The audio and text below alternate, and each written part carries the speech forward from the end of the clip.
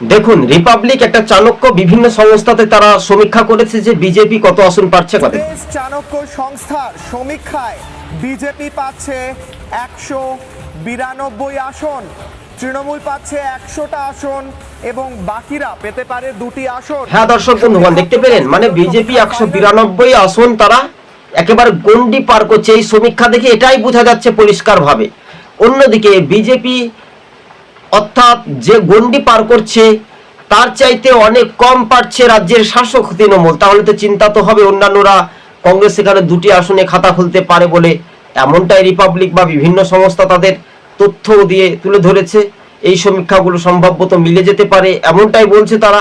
আপনাদের সঙ্গে তুলে ধরার চেষ্টা করেছিলাম, তবে কিশলয় সিনিয়র এডিটর সাংবাদিক মাধ্যমে কিন্তু তারা তুলে ধরেছে এবং বলাই যেতে পারে এটাই যদি তাই হয় তাহলে বাস্তবের সঙ্গে চিত্রটা মিলে যেতে পারে এমনটাই মনে করছেন। 4 তারিখে পরিষ্কার চিত্রটি বোঝা যেতে পারে দর্শক বন্ধুগণ। এবার কিন্তু খেলা কিন্তু জমে যাবে, তাই না? ঘটনাস্থলে সেই খেলা ব্যাখ্যা পরিবর্তনের হাওয়া কিন্তু সেটা বিজেপি এবার দিকে গড়ছে।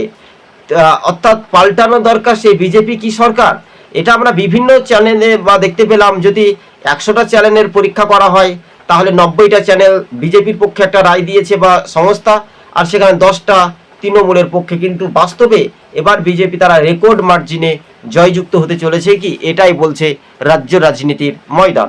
ধন্যবাদ দর্শক বন্ধুগণ। টিভি সকাল ইউটিউব চ্যানেলটি ভালো লাগলে শেয়ার করে পাশে